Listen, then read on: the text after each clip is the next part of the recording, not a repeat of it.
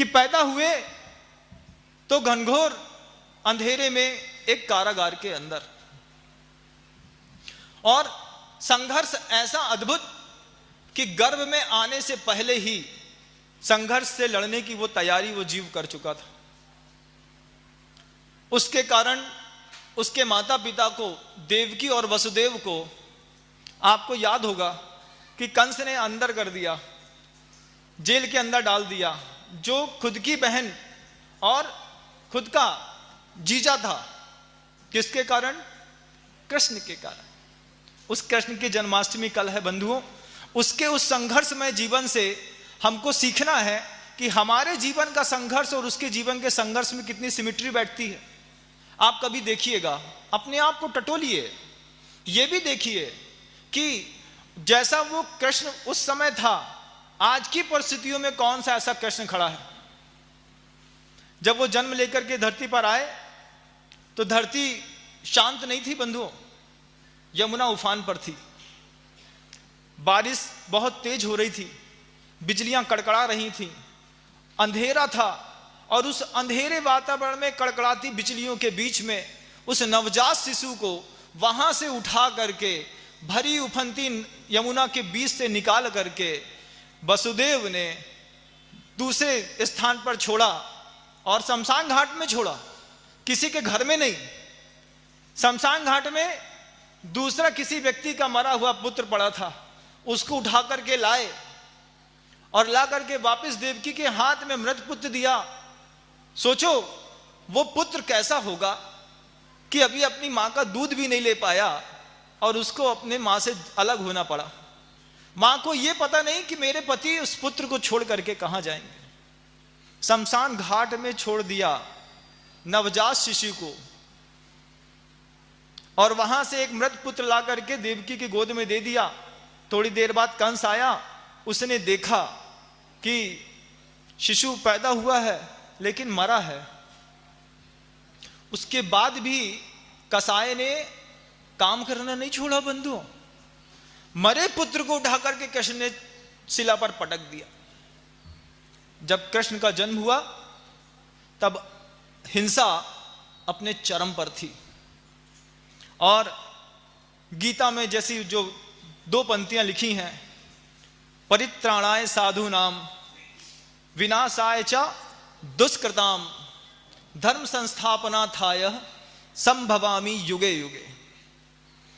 गीता में श्लोककार लिखते हैं संभवामि युगे युगे, हर युग में मैं पैदा होऊंगा। कौन, किस लिए पैदा होगा? तो कहते हैं परित्राणाय साधु नाम, कि जो सज्जन पुरुष होंगे, जो साधु लोग होंगे, जो संत होंगे, जो दयाद्र चित्र लोग होंगे, उनके ऊपर कोई आपत्ति आ रही होगी, उसके लिए लिखा गया उनकी आपत्तियों को दूर करने के लिए परित्राणाय साधु नाम संभवामि युगे युगे। वो कहते हैं मैं हर युग में जन्म लूंगा। आप कल्पना करना कि मान लीजिए वह नेमिनाथ भगवान के समय के कृष्ण अगर आज इस रूप में आपके सामने बैठे हैं, तो क्या आप उनको पहचान लेंगे? आप जोड़िए, सिमिट्री बैठा के देखिए कि वो कैसे थे, और आचार्य भगवंत गुरुदेव श्री विद्यासागर जी महाराज, उनके जीवन में जिस तरीके का कृष्ण ने पुरुषार्थ किया, उससे मिलते जुलते कितने पुरुषार्थ गुरुदेव आज वर्तमान में कर रहे हैं। आप देखिए, मैं आपको दिखाना चाह रहा हूं।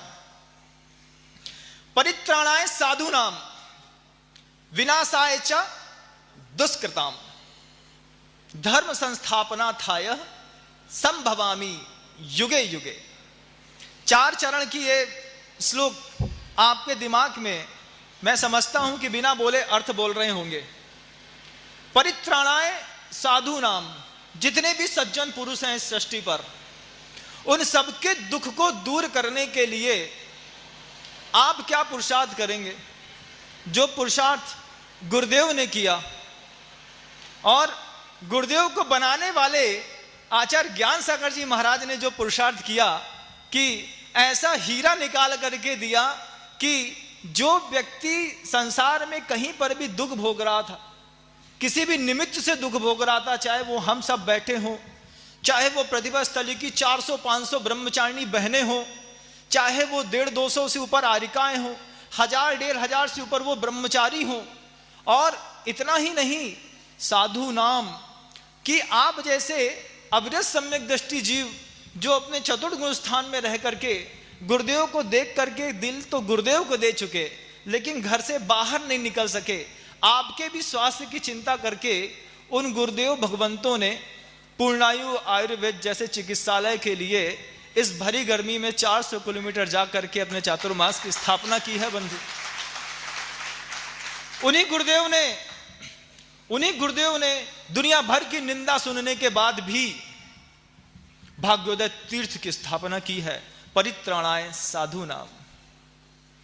दूसरों के दुख को दूर करने के लिए जिस साधु ने अपना जीवन झोंक दिया हो, वो कृष्ण और ऐसे गुरुदेव दोनों करीब करीब एक जैसे दिखाई देते हैं, करीब करीब एक जैसे। और जबकि मैं तो ये कहूं कि उस कृष्ण से गुरुदेव कुछ ज्यादा ऊपर दिखाई देते हैं।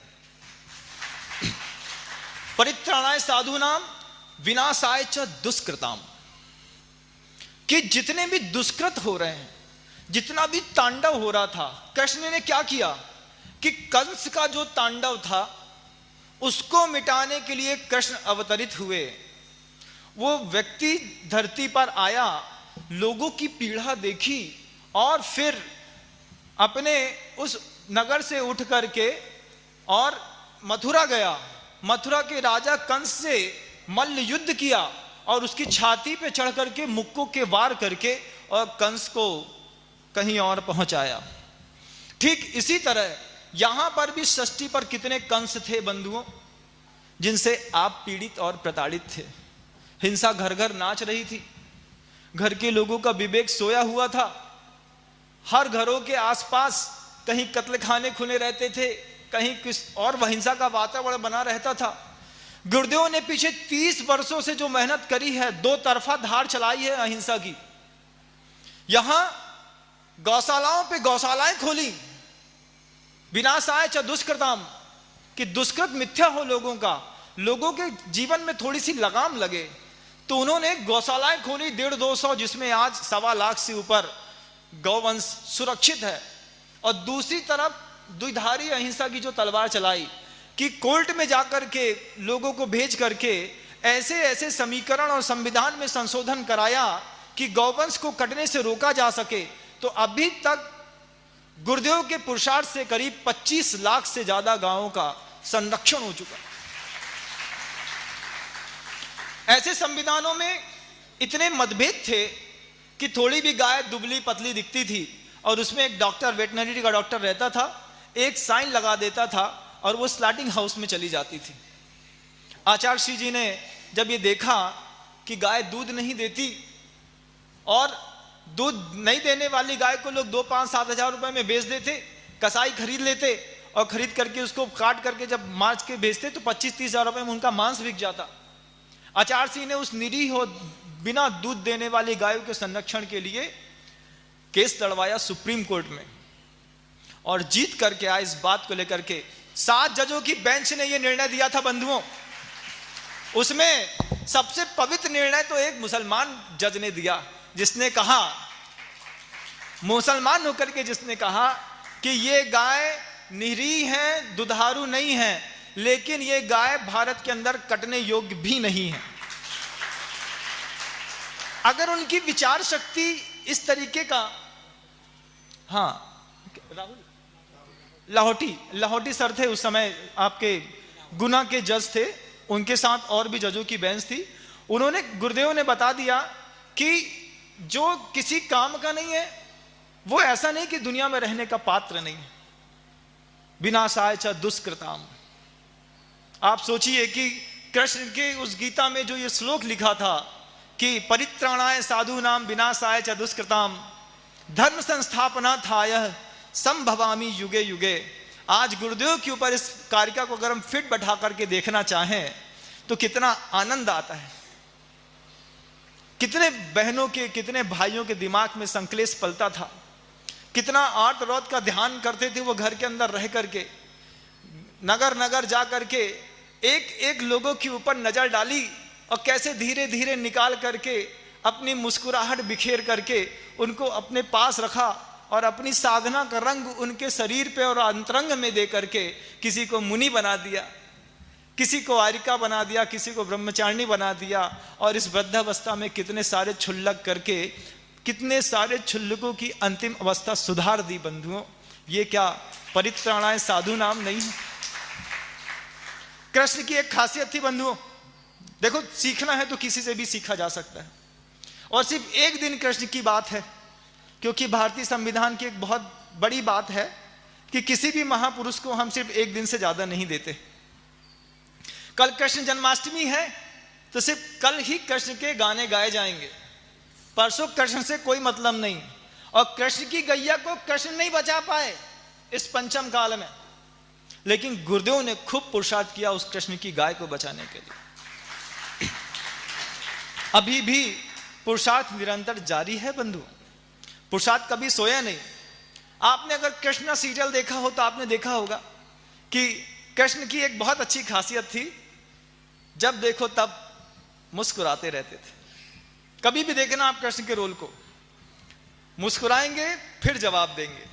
और ठीक यही अदा परम पूज्य गुरुदेव की है कि उनसे दुनिया का कोई भी काम बोलो, किसी भी तरीके की आप कोई बात बोलो, कितनी भी बड़ी आपत्ति की उनके पास सूचना दो, वो किसी भी सूचना को देख करके कभी भौचक्के नहीं होते, उनको कभी आश्चर्य नहीं होता।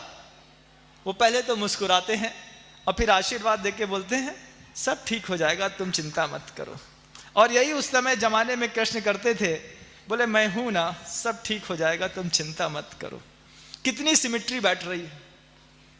कृष्ण का एक नाम गिरिधर था बंधु, आप लोगों ने सुना है? एक नाम गोविंद था। गोविंद क्यों था? क्योंकि गायों का पालन करता था तो उनका नाम गोविंद था। और आज का गोविंद इस दिगंबर रूप को धर करके हमारे बीच में बैठा हुआ है। उस समय की बात निराली, आज भी कुछ कम निरालापन नहीं बंधु। कैसा निरालापन कम नहीं महाराज, कि उस समय आप लोगों ने सुना जब बहुत ज्यादा बारिश हो रही थी तो जैसे ग्रंथों में, अन्य ग्रंथों में आता है कि कृष्ण ने अपनी उंगली पर गोवर्धन पर्वत उठा लिया। उस पर्वत का नाम भी गोवर्धन था कि वह उस पर्वत के अंदर ऊपर इतनी सारी वनस्पतियां, औषधियां और इतना बियाबान जंगल था कि आसपास के गांव की जितनी भी गायें थी उससे वो पर्वत पूरा भरा रहता था। गाय वहीं पे चरती थी। ग्वालों को चिंता हुई कि इतनी तेज बारिश हो रही है, ये बारिश बंद नहीं होगी तो गाय मर जाएंगी, गांव डूब जाएगा और तो और हमारे प्राण भी नहीं बचेंगे। सब जाकर के कृष्ण के सामने हाहाकार मचा रहे कि हमारे घर की गाय चली जाएगी, हम चले जाएंगे, हमको बचाओ, त्राही माम त्राही माम। जब उस जमाने पर कृष्ण के सामने किया तो कृष्ण थे, अनंत शक्ति संपन्न व्यक्ति था, बहुत दम था उनके बाजुओं में। उन्होंने पूरा पर्वत उठा लिया, हाथ पे नहीं बंधु, उंगली पे, छिंगली कहते हैं ना इसको, पिंकी कहते हैं, इसमें उठा लिया और उठाया खुद। और लोगों से क्या बोला कि अपना अपना डंडा लगाओ, अपना अपना डंडा लगाओ, मेरी ताकत नहीं है कि मैं इतना बड़ा पर्वत उठा सकूं। तो जितने भी ग्वाले थे सबने उस पर्वत के नीचे अपनी छोटी छोटी लकड़ी की लाठी टेकी और हर आदमी को कृष्ण ने इस बात का एहसास दिलाया कि ये पूरा का पूरा पर्वत तुम्हारे पुरुषार्थ के कारण रुका हुआ है।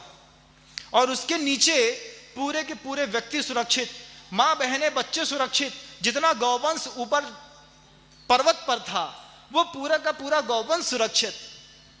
आज भी बंधुओं, अगर आप आज के इस पंचम काल के इस गिरधर को देखेंगे तो आप पाएंगे कि इन्होंने अपने दम पर पूरे तीर्थों की स्थापना करी। कुंडलपुर के बड़े बाबा का इतना बड़ा मंदिर बनाने की हैसियत किसी भी गृहस्थ की नहीं है, वो तो अनंत शक्ति संपन्न परम पूज्य गुरुदेव की है। बीड़ा उनने उठाया, चाहे वो विदिशा का या शीतल धाम का मनोहर समोषण का मंदिर हो, हबीबगंज भोपाल का मंदिर हो, बीनाबारा का मंदिर हो, रामटेक का मंदिर हो, धर्म संस्थापना थाय संभवामी युगे युगे। धर्म की स्थापना करने के लिए जिस समय उस समय उन्होंने कहा था कि मैं युग युग में अवतार लेता रहूंगा, रूप बदलता रहेगा, पुरुषार्थ हमेशा जारी रहेगा। उन्होंने क्या नहीं किया गुरुदेव ने।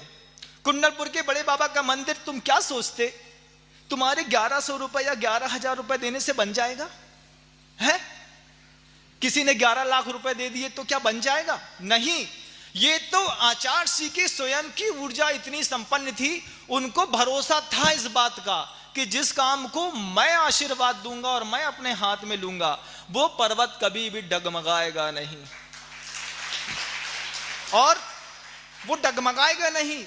ठीक है, लेकिन अभिमान घर न कर जाए किसी के दिमाग में, तो गुरुदेव ने आप लोगों के लिए आह्वान किया, देखो भाई मेरी ताकत तो नहीं है बड़े बाबा का मंदिर बनाने की, मेरी ताकत नहीं है शीतल धाम का मंदिर बनाने की, मेरी ताकत नहीं है हबीबगंज भोपाल बना लूं कि भागोदय तीर्थ की स्थापना कर लूं 400-400 करोड़ 500-500 करोड़ रुपए के मंदिर की।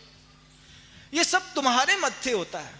तो तुम जैसे छोटे छोटे ग्वालों ने अपना अपना डंडा टेका और तुम लोगों ने ये अभिमान पाल लिया कि समोषण का मंदिर तुम्हारे मत्थे बन रहा है, जबकि तुमको पता होना चाहिए कि दुनिया में गुरुदेव ने धर्म की स्थापना के लिए जो अपनी उंगली उठाई है, ये सारे के सारे आधार स्तंभ तो उनकी अंगुली में टिके हुए हैं बंधुओं। हम होते कौन है और हम हैं क्या? हमारी साहस और हमारी शक्ति है कितनी कि हम इतने बड़े मंदिर को बनाने का अभिमान और क्रेडिट अपने हाथ में लेंगे? हम तो छोटे से ग्वाले हैं। बस इतना भरोसा रखना अपने अंतर मन के अंदर कि ग्वाले हम भले छोटे हैं लेकिन हम कृष्ण के ग्वाले हैं। और अगर आप कृष्ण के ग्वाले हैं तो निश्चित मान के चलिए, कृष्ण ने उद्घोष किया, गुरुदेव ने भी इस बात का उद्घोष किया कि मेरे नक्शे कदम के पीछे पीछे चलो। आचार्य जी क्या बोलते हैं? हमारे नक्शे कदम पे चलो। गुरुदेव हमेशा हम लोगों से कहते, मोक्ष मार्ग में जितनी नकल करोगे ना उतनी जल्दी ऊपर पहुंचोगे। नकल करो और पद चिन्हों की चाप मिल जाती है तो यहां वहां मार्ग मत ढूंढो, उस पद चिन्हों के ऊपर अपने पद रखो, चले आओ।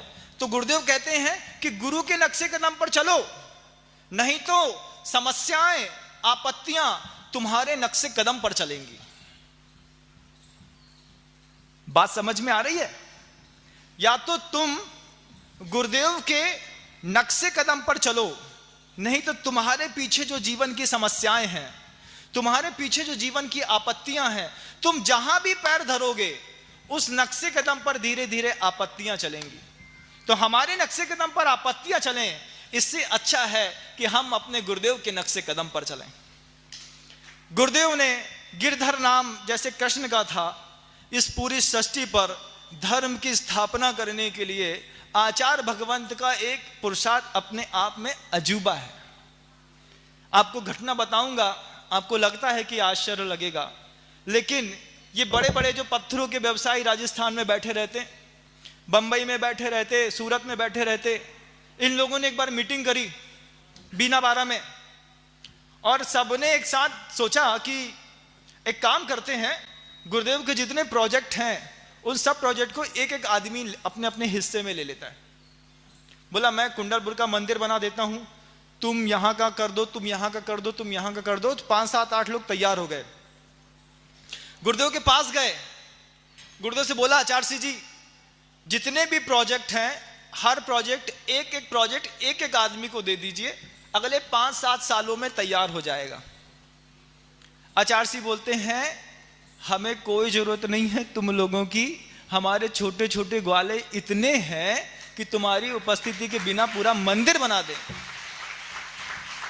तुम्हारी उस छोटी सी डंडी के भरोसे बंधुओं इतने बड़े बड़े काम गुरुदेव ने कर दिए। वो ऐसे अद्वितीय कृष्ण है, ये कभी मत सोचना कि कोई हट जाएगा तो गुरुदेव का कोई काम रुक जाएगा, कभी नहीं रुकने वाला। कहीं पर भी कोई भी हट जाए, कोई भी अपना डंडा कभी भी हटा ले, कोई भ्रम में नहीं रहे कि इतने बड़े चीज सिस्टम को मैं संभाल के रखा हूं। अगर ये कोई भ्रम में रखा है तो बहुत बड़ी गलतफहमी में है।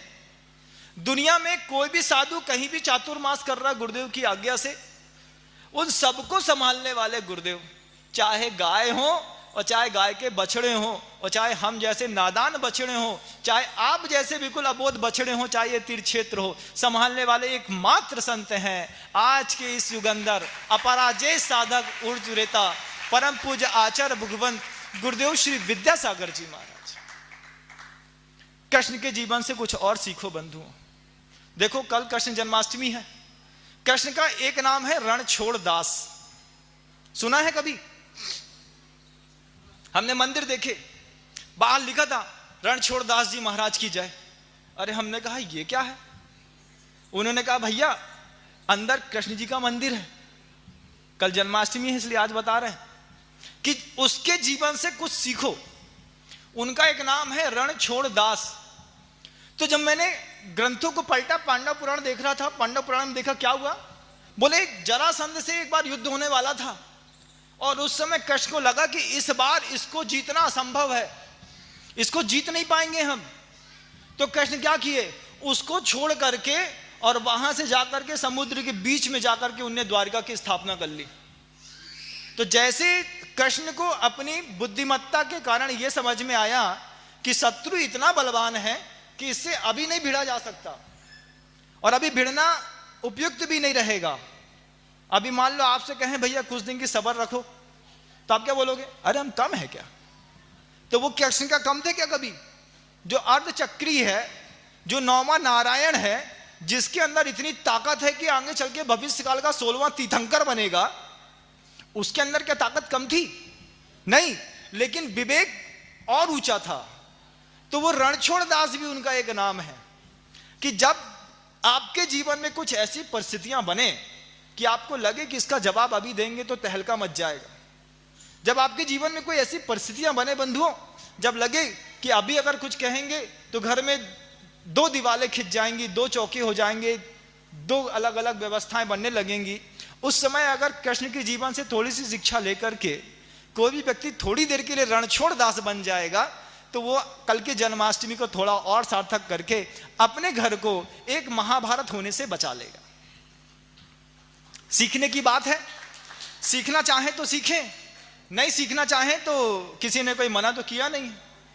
कृष्ण ने के जीवन से एक बात और भी आज का युवा वर्ग सीख सकता है, आप भी सीख सकते हैं, जो जवान है वो भी, जो जवानी आने वाली है इनकी वो भी, कि किसी को एक बार कृष्ण ने अपने मुख से मुंह बोली बहन कह दिया। खून का रिश्ता नहीं था बंधुओं, सिर्फ मुंह से कह दिया कि तू मेरी मुंह बोली बहन है, और जीवन में जब उस द्रौपदी के ऊपर विपत्ति पड़ी तो कृष्ण ने अपनी जान लगा दी। आप भी उस जन्माष्टमी के कृष्ण के जीवन से ये बात को सीख सकते हैं कि कभी अगर आपने गलती से भी किसी बहन से राखी बंधवा ली हो, बचपन में अबोधपने में बनवा ली हो, या कोई आपके बाजोटे में भी एक राखी बांध गई हो, या फिर कोई आपके हाथ में जिसको शंका हो कि कभी ये मुझसे कुछ कह पाएंगे या कुछ गलत हो जाए, उसने आपको जबरदस्ती राखी बांध दी हो, तो उस कृष्ण के जीवन से ये बात सीखना कि उसने मुंह बोली बहन की रक्षा करी थी। अगर हम में भी थोड़ी मानवता बची है और कृष्ण के इस जीवन में थोड़े भी संस्कार है, तो गलती से भी किसी को मुंह बोली बहन कह दिया तो जीवन भर रक्षा करने का कर्तव्य बनता है आज के इस पंचम काल के युवाओं का। ये वो कृष्ण है, कैसे कृष्ण है कि कृष्ण का और बलभद्र का प्रेम देखने लायक है। बलदाऊ थे ना बलभद्र, तो बलभद्र और कृष्ण का प्रेम देखने लायक था बंधुओं। बलभद्र कृष्ण से बड़े थे, कृष्ण में खुद में बहुत प्रज्ञा थी, लेकिन कृष्ण कभी भी भाई भाई के बीच में फूट नहीं चाहते थे। बलभद्र कभी भी डांटते थे, कृष्ण चुपचाप दाऊ ठीक है दाऊ, ठीक है दाऊ, ठीक है दाऊ कह करके उन्होंने अपने घर की आन बान और शान और अपनी ताकत बचा के रखी। जब आपको लगे कि आपके घर का कोई बड़ा भाई आपको बहुत तेज डांट रहा है, जब आपको लगे कि ये बड़ा भाई भाई नहीं है कसाई हो गया है, तब एक बार आपका कर्तव्य बनता है कि कृष्ण के जीवन से थोड़ी सी शिक्षा लो और एक बार बोलो भाई तू जैसा कहता है ना सब ठीक है। क्यों? क्योंकि हम तो बंसी वाले के भक्त हैं, हम तो कृष्ण के भक्त हैं। कृष्ण आज हम उनकी पुराण पुरुषों में उनकी वो बात नहीं कह रहे कि तुम उनकी पूजा करो, हम ये कह रहे हैं कि उस व्यक्तित्व की तुम एक बार चिंतन करके देखो कि उस व्यक्तित्व से तुम्हारा व्यक्तित्व निखरने में कितना सहयोग प्रदान करता है। तुम देखो उस कृष्ण को कि उसने कंस का वध कर दिया।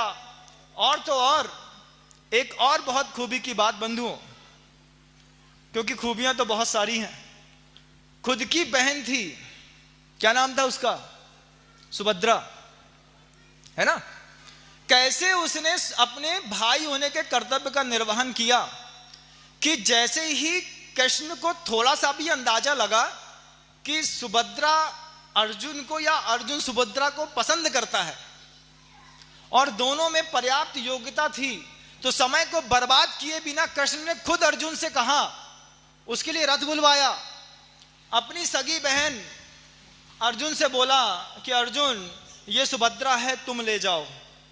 और क्यों? क्योंकि उस समय कृष्ण को अपने भाई के कर्तव्य का निर्वहन करना था। उसने परिस्थितियों को भाप करके देखा कि अगर अब विवाह नहीं होगा तो अनीति हो जाएगी। आप लोगों का भी इस कर्तव्य बनता है कि घर के अंदर 20 साल 21 साल 22 साल की जो आपकी बहन है उसको समय रहते अंतर्भाव को थोड़ा टटोलो और देखो और समझो, और अगर तुम्हें लगता है कि इसके लिए इसने खुद ही योग्य वर का चयन कर लिया है या फिर ये किसी योग्य हाथ में जा सकती है, तो पिता के कर्तव्य पूर्ण करने से पहले भाई को अपने कर्तव्य पूरे कर देने चाहिए।